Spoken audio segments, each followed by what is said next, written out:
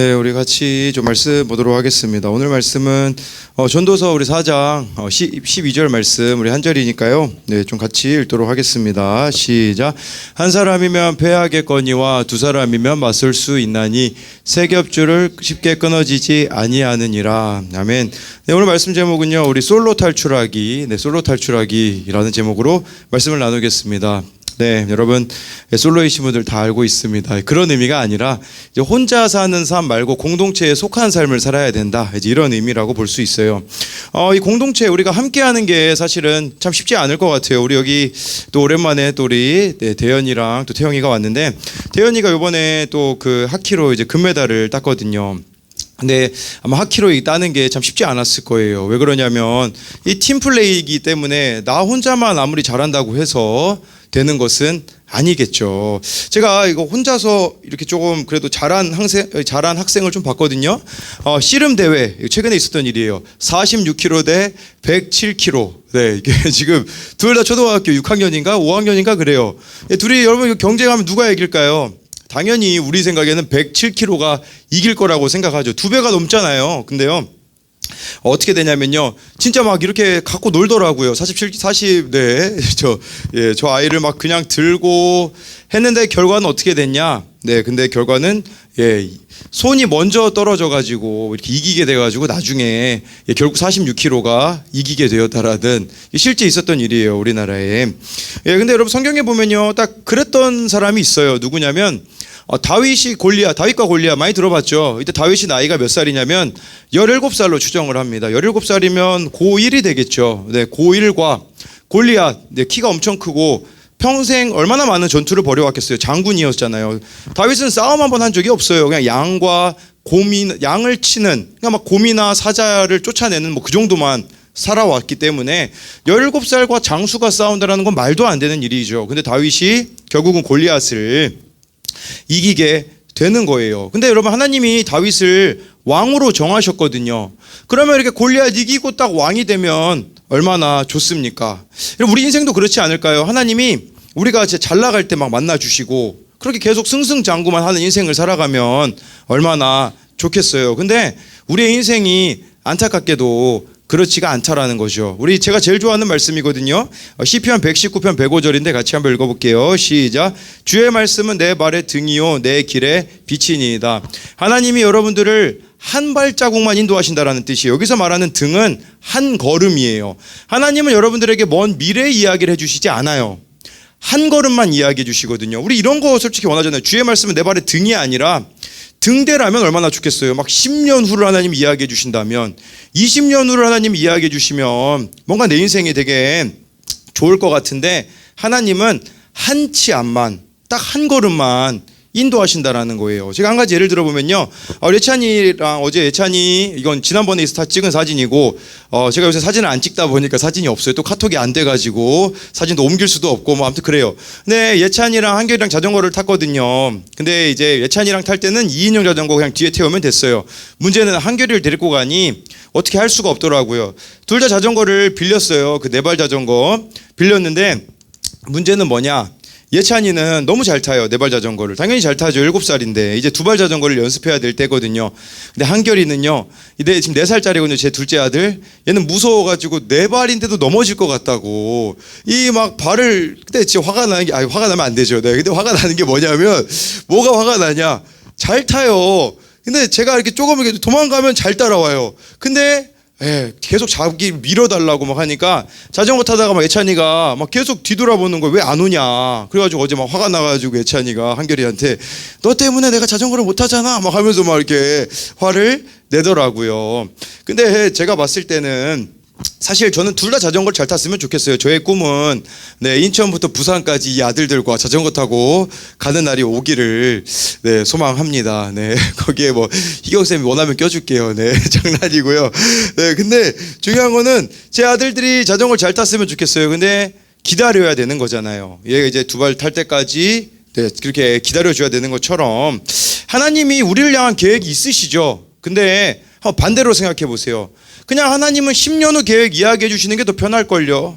한 걸음 인도한다라는 것은 하나님으로서는 되게 성가시는 일이거든요.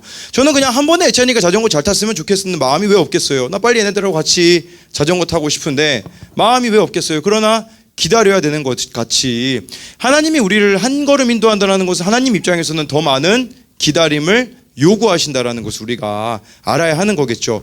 그리고 제가 예찬이에게 바라는 거는 제가 예찬이를 기다려줬던 것처럼 예찬이가 한결을 기다려주는 걸 원하는데 우리가 잘 이게 안 되잖아요. 그러니까 내가 마치 예찬이처럼 한결이는 왜 나를 못 따라오는 거야? 라고 말하고 있는 모습이 또 우리들의 모습일 수 있다라는 겁니다. 여러분, 하나님이 이렇게 다윗을 왕으로 세운다고 미리 기름을 부었거든요. 그 당시는 이렇게 왕으로 세울 때 머리에다 기름을 부었대요. 기름 부음 받고 골리앗하고 싸웠으면 이제 왕이 돼야 되잖아요. 근데 그때부터 하나님이 어떤 일을 행하시냐? 이스라엘의 그때 처음 왕이었던 사울이 질투의 화신이에요.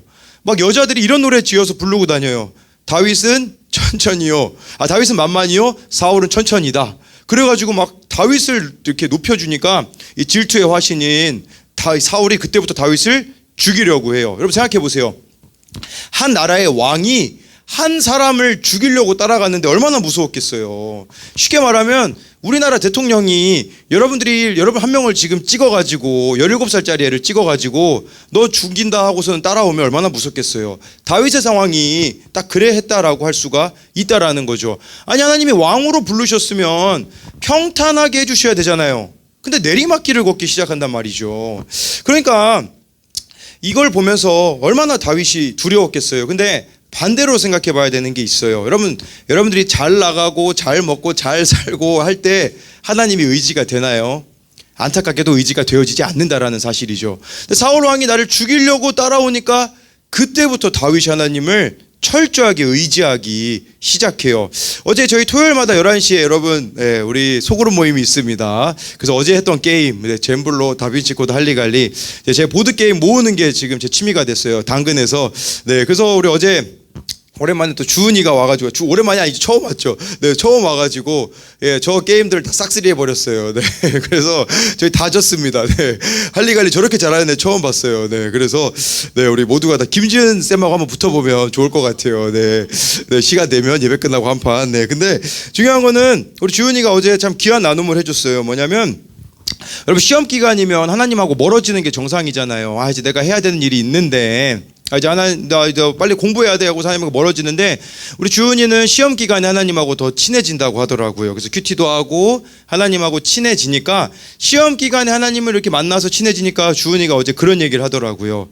정말 매일매일이 시험 기간이었으면 좋겠다라고 하는데 우리 주영이 표정을 보니 별로 안 좋네요. 이제 시험이 이틀 후인데 그래서 저 이 모습을 보면서 맞다 이런 생각이 들었어요. 우리 대현이도 마찬가지였잖아요.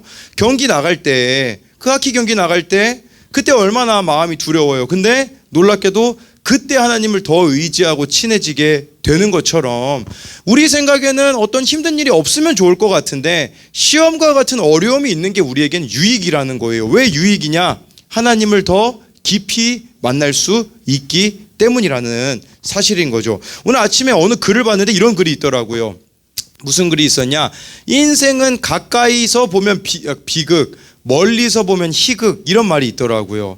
우리가 인생 살아가는 게 얼마나 힘듭니까? 근데 나중에 멀리서 보면 희극이다. 나중에 돌아봤을 때 이게 기쁨이다라는 말도 있겠지만 저는 이걸 그렇게 생각해요.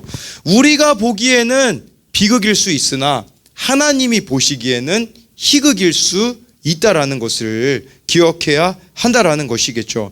여러분, 다윗의 인생이 비극으로 보이지 않았겠어요? 막 사울 왕이 죽이려고 따라오는데 얼마나 힘들었겠어요. 제가 보니까요, 사울이 다윗을 죽이려고 하자 다윗이 다른 나라로 도망가거든요. 근데 그 나라까지 소문났어요. 저 다윗은 이렇게 이제 좀 위협적인 인물이라고 해가지고 다윗이 미친 척까지도 해요. 살아남으려고 막 침을 갑자기 성경에 나온 내용이에요. 막 침을 질질 흘리면서 도망치거든요. 다윗이 얼마나 비참했겠어요.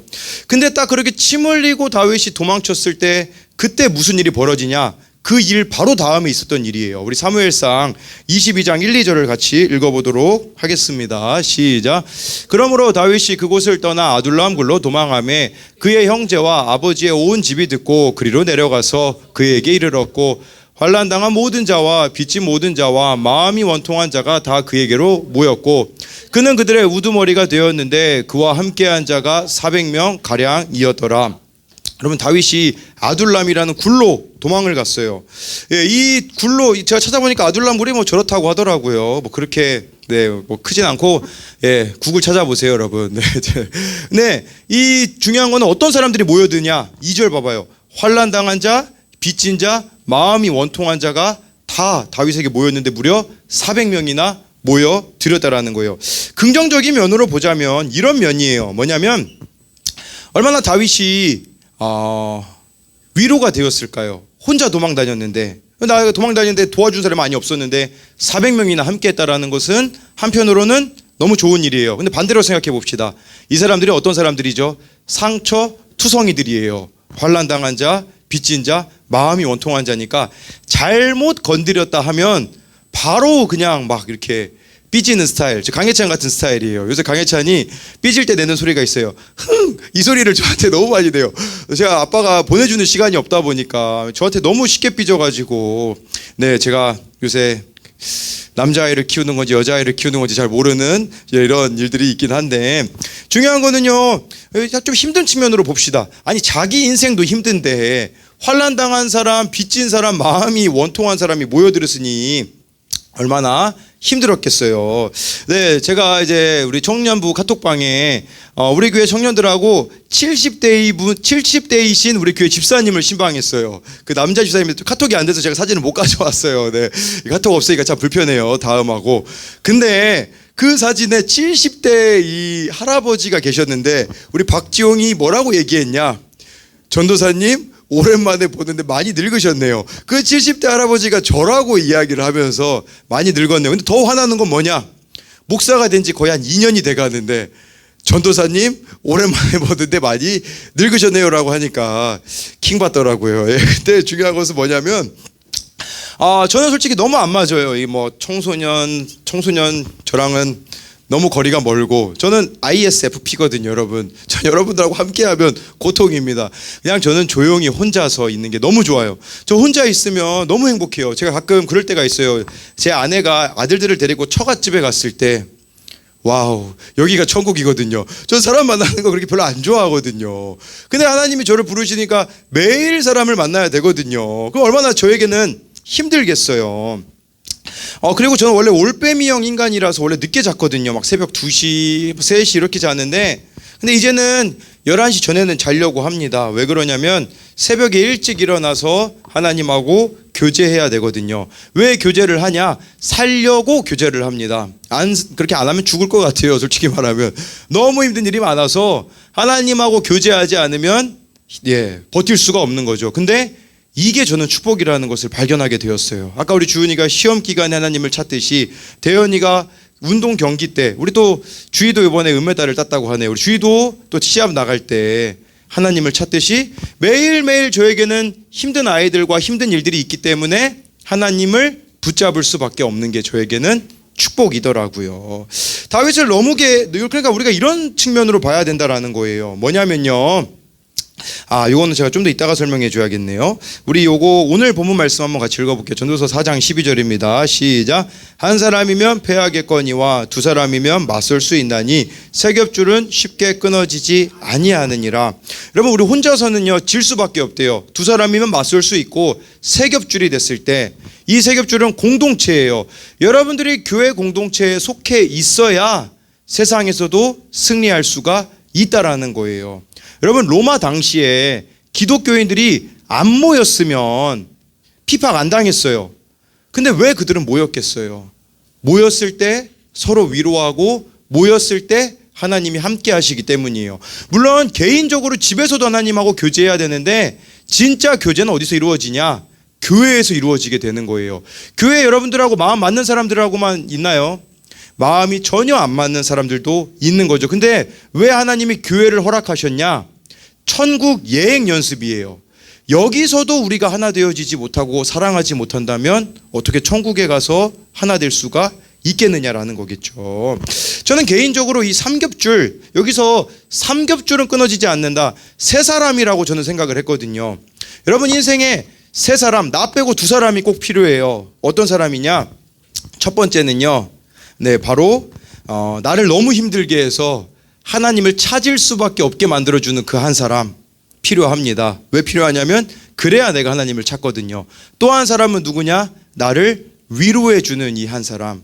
이게 바로 하나님을 잘 믿을 수 있는 방법으로 우리에게 주신 거라고 할 수 있다라는 거예요. 그리고요, 마지막으로 한 가지 얘기 드리면 요한복음 17장 11절에 예수님이 십자가에서 못 박혀 죽기 전에 하셨던 기도거든요.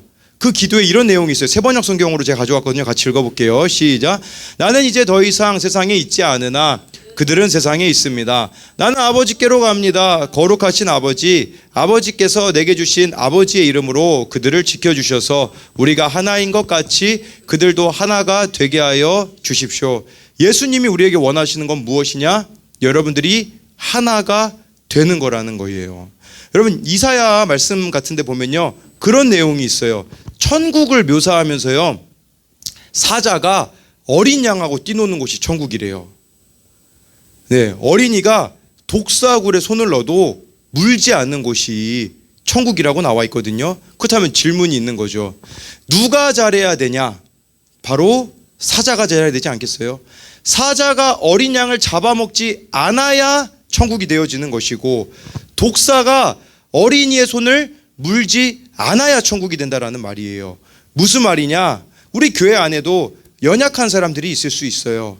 강한 사람이 연약한 사람들을 도와줘야지, 강한 사람이 저 사람 찌질해 하고서는 내친다면 그건 주님이 원하시는 모습이 아니에요. 예수님이 우리에게 정말 원하시는 것은 우리가 하나 되는 거예요. 다르더라도 하나를 이루어내는 것이 바로 우리 주님이 원하시는 거겠죠. 그렇기 때문에 예수님은 소외된 이들의 예수님이라는 거예요. 더 구체적으로 말하자면 예수님은 왕따 당하는 자의 예수님이에요. 여러분, 오늘 있었던 일이에요. 어떤 일이 있었냐면 우리 주일학교에서 있었던 일이에요. 제가 주일학교 예배를 요새 아침에 같이 드리고 있어요. 왜냐하면 이 6학년 애들이 막 예배 시간에 눕고 장난 아니에요. 그러다 보니까 제가 여자 선생님들밖에 없다 보니까 같이 있거든요. 그래서 같이 예배를 드리는데 설교가 끝날 때쯤에 제가 올라왔어요. 왜냐하면 분반 공부 때는 자기들끼리 또 잘 하니까. 근데 제가 올라와서 이제 2층에서 부목사실에 있는데 전화가 오더라고요. 우리 두 아이가 싸웠다고. 뭐 별것도 아니에요. 근데 싸워가지고 둘 다 울면서 이제 부목사실로 와가지고 이제 두 아이가 한 아이 같은 경우는 좀 말을 심하게 했고, 한 아이 같은 경우는 이해를 소외시켰거든요. 우리 교회에 좀 소외 당하는 아이가 한 명 있긴 해요. 네, 근데 제가 지금 걔를 디스하려고 얘기하는 게 아니라 그 소외당한 아이만 남기고 그냥 계속 울었기 때문에 부목사실에 남겨두고 이제 다른 아이는 내려 보냈어요. 걔는 또 다른 아이들하고 있으면 되니까. 근데 이 소외당하는 아이랑 이렇게 있는데 계속 울더라고요. 한 10분, 15분. 예, 막 얘가 울면서 그냥 그 두 아이가 싸울 때 그런 얘기를 하더라고요. 너희들은 항상 나를 소외시켰잖아 라고 이야기를 하는데, 오늘 제가 주일학교 예배 같이 드렸다고 했잖아요. 설교 시간에 이제 제 아내 이제 소리 사모가 그런 질문을 했어요. 친구가 있는가? 이런 질문을 했는데, 근데 그 소외당한 아이가 저한테 그렇게 얘기하더라고요. 저는 친구가 없어요, 목사님. 목사님도 친구 없죠? 그렇게 얘기하더라고요. 네, 킹받긴 했는데 그게 중요한 게 아니라, 이 아이가 자기가 친구가 없다고 이야기를 이렇게 했는데, 얘가요 친구가 많았으면 어땠을 것 같아요? 제가 봤을 때는 교회 안 올 것 같아요. 근데 이 아이에게는 친구가 없기 때문에 오히려 교회를 떠날 수가 없는 거예요. 이런 일이 있어도 떠나지 말아라. 제가 이 아이랑 PC방을 같이 갔거든요. 6학년 애들 데리고. 근데 다른 아이들은 막 그 게임 막 열심히 해요, 자기들끼리. 네, 거기 정신 팔려가지고 하고 있는데 이 아이는 뭐 하고 있냐? 배경화면 부시기 하고 있더라고요. 그러니까 게임을 가르쳐 주질 않는 거예요. 형도 있고 또 형제가 있는데도 얘랑 놀기 싫다고 그냥 다 무시해 버리는 거예요. 그러니까 얼마나 소외된지 마음이 너무 아프더라고요. 게임을 아예 안 가르쳐 주고 어울리는 친구도 없다 보니까 제가 그 친구에게 뭐라고 얘기했냐면, 야, 목사님이 저도 게임 잘 못하긴 하거든요. 네, 우리 게임 못하는 친구들 몇 분 계시죠? 네, 근데 목사님이 너랑 가서 같이 게임 해줄게. 그런 얘기를 하면서 오늘 이 아이를 데려다 주면서 그렇게 얘기했어요. 야, 너 친구 없는데 중학교, 고등학교 가면 생길 수도 있어. 근데 그렇지 않을 수도 있거든. 근데 목사님도 필리핀에서 유학할 때 처음에 친구가 없었거든. 근데 너는 적어도 친구가 생기든 안 생기든 그게 중요한 게 아니라 내가 보기에 너는 정말 귀한 게 한 가지가 있어. 그건 뭐냐면 너는 적어도 한 사람이 소중한지 알 거야. 친구 많은 애들은요, 뭐 한 사람 소중한 거 알겠어요? 그냥 내 마음에 조금만 안 맞으면 손절쳐버리면 끝이잖아요. 근데 이 아이는 적어도 한 사람의 소중함을 알 것이기 때문에 제가 그게 너무 귀하다라고 이야기를 했어요. 우리 인생에 도망갈 곳이 없는 게 축복이에요. 의지할 게 없는 게 축복입니다. 이 교회에서 제가 설교할 때 보잖아요. 어떤 사람들이 설교 잘 듣는 줄 알아요? 힘든 사람들, 소망이 없는 사람들, 세상적으로 보면 무너져 있는 것과 같은 사람들이 말씀을 그렇게 잘 듣고 그렇게 눈물을 흘리며 이렇게 반응하시더라고요. 반대로 세상적으로 잘 나가고 의지할 것 많은 사람들은요, 말씀을 들어가지가 않아요. 여러분 정말 주님 만나고 싶다면, 그럼 여러분들이 인생 가운데 어려움이 있을 때, 그때가 정말 주님을 만나기에는 너무나도 좋은 때라는 것을 기억하면서, 오늘 제가 특별히 우리 김지은 선생님에게 좀 부탁을 했거든요. 네, 우리 김지은 선생님이 나오셔서 예수님 만나기 전과 또 후의 삶을 여러분들과 좀 나눠주도록 하겠습니다. 네, 여러분 좀 박수로 좀 환영해 주시면 감사하겠습니다.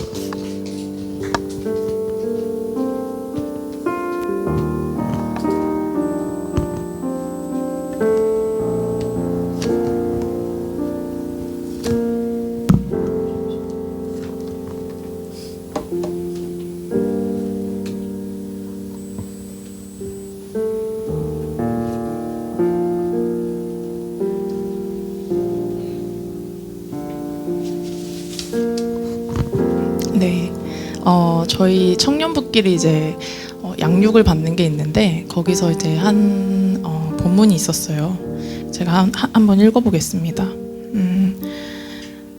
그가 절하여 이르되 이 종이 무엇이기에 왕께서 죽은 개 같은 나를 돌아보시나이까 하니라. 사울의 아들이 있습니다. 사울 왕을 아시죠? 사울의 아들이 요나단이에요. 근데 그 요나단에 또 아들이 있습니다. 이름이 무비보셋입니다.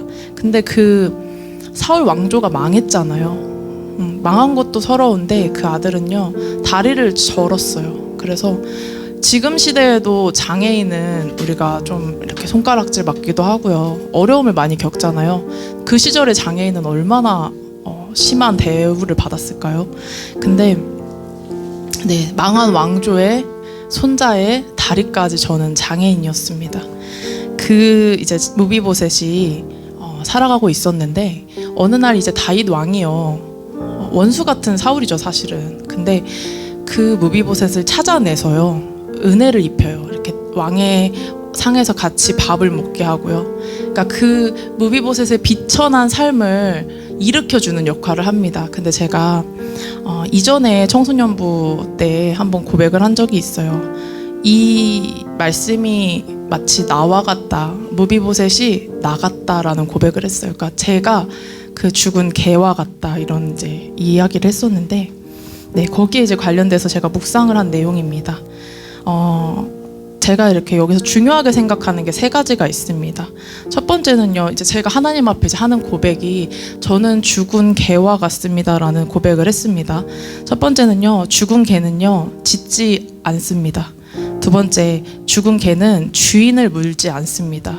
세 번째, 죽은 개는 지멋대로 달려나가지 않습니다. 저는요, 하나님을 저는 이제 모태신앙이기 때문에 교회는 다녔습니다. 그런데 30년 동안 하나님을 믿지 않았습니다. 교회는 다녔지만요, 너무나 괴로운 세월을 오래 보냈어요. 첫 번째는 이제 제가 이제 이 죽은 개라는 고백을 하기 전에는 즉 뭐겠어요? 살아있는 개라는 거죠. 저는 잘 짖는 개였습니다. 잘 짖는다는 거는 굉장히 사납고 좀 폭력적이고 성질이 더러웠어요. 왜냐하면 여러분도 이제 개를 키우거나 혹은 동물농장 같은 거를 좀 보시면 알겠지만요, 사나운 개의 특징이 있어요. 두려움이 많다라는 것입니다. 두려움이 많을수록요, 상대방한테 겁을 줘야 되잖아요. 나 건드리지 마 하면서. 그러니까 이제 막 더 사나워지는 거예요. 더 짖고. 그리고 상처가 많은 개일수록 그런 모습이 이렇게 두드러져요. 근데 저도 그랬습니다. 거의 10년 가깝게 우울증을 앓았어요. 근데 이제 저는 우울증이 있으면은 요즘에는 이제 병원도 가고 뭐 약도 먹고 하잖아요. 근데 집이 가난해서 병원은 엄두도 내지 못했습니다. 그래서 우울증을 한 10년을 앓았고요. 자살 충동에도 당연히 시달렸습니다. 근데 자살 충동뿐만 아니라요. 저는 살인 충동도 같이 시달렸어요. 부모님을 죽이고 싶다고 항상 이렇게 생각을 하고 살았습니다. 내가 진짜 내 아빠를 죽이고 싶다. 그 생각을 굉장히 오래 했어요. 아빠를 죽이고 나도 죽고 싶다. 그 생각을 하면서 자살 충동뿐만 아니라 이제 살인 충동에도 시달렸고요. 네. 그리고 이제 하나님에 대해서도 이렇게 믿지 않았고요. 사람들하고 이제 관계도 좋지 않았죠. 열등감이 되게 심했어요. 그래서 항상 이렇게 마음속에 열등감이 이렇게 가득한 상태로 살았습니다. 그러다 보니까요, 고통이 너무 심하니까 기억 장애가 오는 거예요. 제가 어렸을 때 기억이 지금 많이 없어요. 그러니까 엄마가 막 어렸을 때 얘기를 하면은 기억을 잘 못해요. 그런 일이 있었어? 그랬구나. 왜냐면 이제 그 기억 장애가 일어나면서 기억이 많이 날아간 거예요. 그래서 어렸을 때 기억이 많이 없습니다. 그래서 저는 이제 그런 상태니까 제가 저를 지켜야 되잖아요. 그러니까 더 사나워지고 더 사나워져서 이렇게 잘 짖는 개였습니다. 두 번째, 저는요, 주인을 무는 개였어요. 하나님을 원망했습니다. 하나님이 살아있다면 내 인생이 이래? 말도 안 돼. 하나님은 없어. 이렇게 생각을 했어요. 근데 그때는 제가 이렇게 돌아보지 못했어요. 그러니까 내가 하나님을 믿지 못한다라는 건 생각을 못하고 그냥 하나님이 있다면 나한테 이러면 안 되지. 이 생각에 가득 차가지고 하나님을 좀 원망했습니다. 오랫동안 원망하고 지냈고요. 믿지 않았습니다.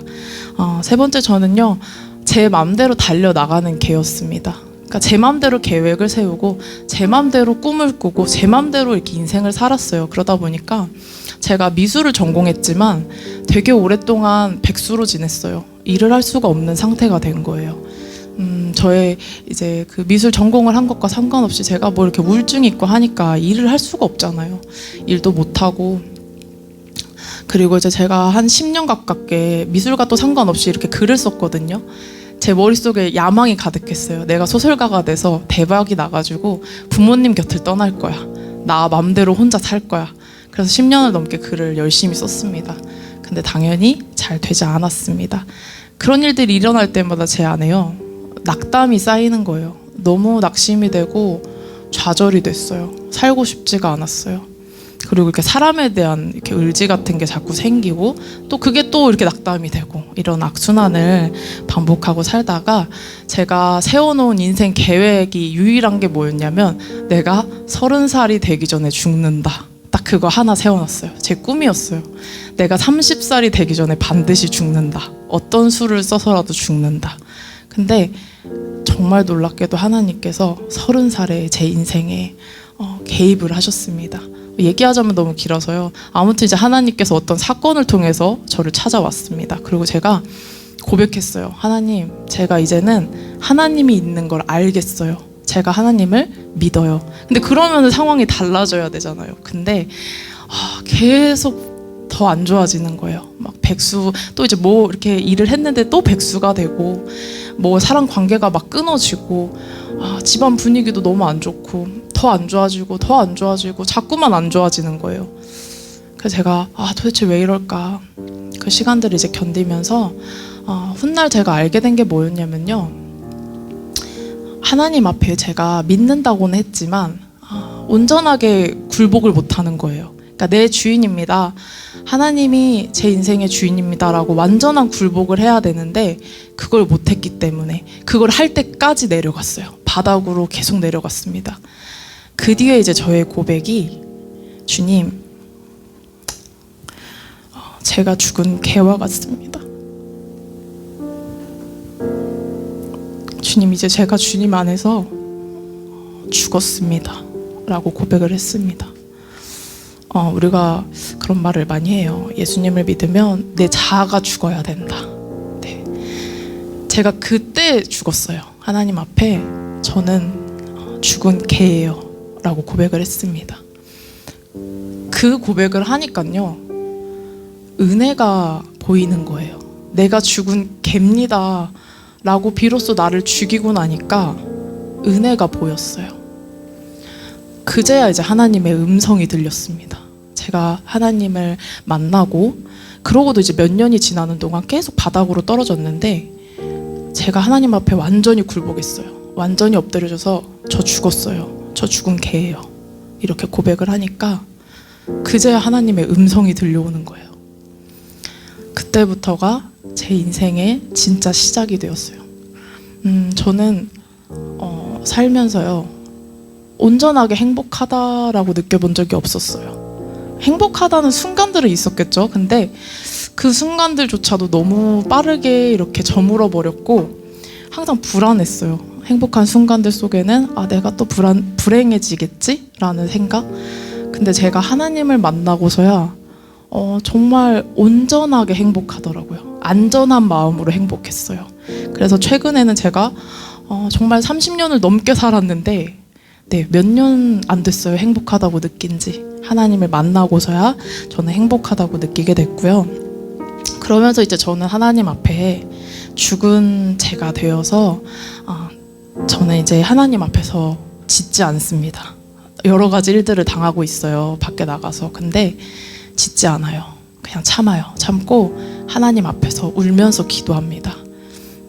제가 밖에서 이렇게 막 원장님한테 여러 가지 억울한 일도 당하고요. 이렇게 말씀 양육하면서 또 힘든 일들도 있고요. 또 부모님의 문제로 제가 이렇게 마음이 힘들 때도 있죠.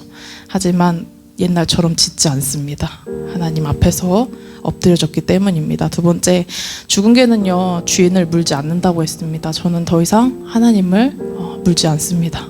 하나님이 저의 왕이시기 때문에 어떤 상황에서도 하나님을 원망하지 않고 입술을 지킵니다. 무조건 지키면서 하루의 시작을 꼭 하나님께 드리고 있어요. 평일에는 새벽 기도로 하루를 시작하고, 주일에도 토요일에도 반드시 큐티 묵상을 먼저 합니다.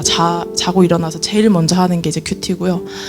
전 직장에 나가기 전에 1시간 동안 또 하나님과 이렇게 교제를 하고, 잠들기 전에도 하나님 앞에 이렇게 편지를 써요. 하루를 돌아보면서 그렇게 하고 있어요. 그래서 하나님을 나의 주인으로 인정을 하고 있습니다. 세 번째, 달려나가지 않습니다. 저는 더 이상 혼자서 뛰쳐나가지 않습니다. 하나님이 명령을 하시면 들어요. 하나님이 말씀을 하시면 따라갑니다. 그래서 저는 하나님의 약속에 따라 움직이고 있어요. 하나님께서 직장을 지금 제가 다니는 직장에 가라고 하셨어요. 응답이 왔기 때문에 악조건인 걸 알면서도 갔고요. 성호쌤을 만난 것도 제가 성호쌤 만나기 1년 반 전에 하나님 앞에 저는 이제 비혼주의자로 삽니다라고 이렇게 선포를 한번 했는데, 하나님께서 무슨 혼자 사는 게 좋지 않다 하면서 내가 때가 되면 너한테 보낼 거야. 이삭한테 리브가를 보낸 것처럼 너한테 보낼 거야 라고 말씀을 하시고 1년 반이 지나서 성호쌤을 정말 만나게 됐습니다. 저는 이렇게 하나님의 말씀 안에서 드디어 행복하게 좀 살아가고 있고요. 그래서 여러분한테 좀 권면드리고자 하는 거는요, 여러분이 먼저 하나님 앞에서요, 완전히 좀 굴복하셔야 돼요. 처음에는요, 좀 직면을 하셔야 됩니다. 내가 어떤 사람인지. 제가 이제 하나님 앞에 저 죽은 개예요 라고 고백했을 때 저를 이제 진짜로 바라본 거죠. 나는 한계가 있구나. 나는 열등감이 정말 많구나. 나는 가진 게 없구나. 나는 정말 삶을 살아가는데 취약하구나. 나는 정말 이렇게 못돼 먹었구나. 그 모든 저의 죄성과 악한 것들을 직면했어요. 나 이런 사람이다. 그걸 딱 알았어요. 그 다음엔 하나님 앞에서 인정을 했습니다. 하나님, 저 한계가 있고요. 죄인이에요. 그러고 나자 굴복이 되더라고요. 하나님 앞에서 저 좀 도와주세요. 저 이제 죽었어요. 하나님 앞에 죽었으니까 저 좀 도와주세요. 굴복을 했습니다. 그러고 나자 순종이 가능해졌습니다. 여러분, 지금 어떤 상황에 놓여 계신지 모르겠어요. 근데 저도 참 30년을 생존을 위해서 투쟁하면서 힘겹게 살아왔습니다. 근데 제가 살아보니까요, 하나님밖에 답이 없더라고요. 사는데, 네, 하나님밖에 없더라고요. 그래서 여러분도 혹시 막 아직도 팔팔 살아계신 분들이 계시다면, 네, 하나님 앞에 좀 굴복하시고, 쉽지 않아요. 그 과정이 쉽지 않지만, 하나님, 저 정말 하나님 앞에 주님께서 저의 주인이 되시고, 제가 정말 굴복함으로 주님 만나고 주님의 음성 듣기를 원합니다 하면서 좀, 네, 소망을 가지고 나아가셨으면 좋겠습니다. 여러분 혹시 한계가 있으시고 열등감이 있으시고 그럴 수 있습니다. 저도 그랬잖아요. 근데 그게요, 소망의 시작입니다. 놀랍게도요, 그 끔찍했던 순간들이 소망의 시작이 되더라고요. 끔찍했던 10년간의 우울증이, 끔찍했던 살인 충동과 자살 충동이, 끔찍했던 계속되는 실패들이, 그 끔찍했던 막 기억 장애가 올 정도로 고통받던 순간들이요, 다 하나님을 만나기 위한, 네, 소망의 시작이었습니다. 그래서 여러분도 주님 만나셔서 정말 소망이 있고 진짜 꿈을 하나님 안에서 꾸셨으면 좋겠어요. 그래서 좀 용기 내시고, 네, 주님 안에서 살아가시기를 부탁드립니다. 감사합니다.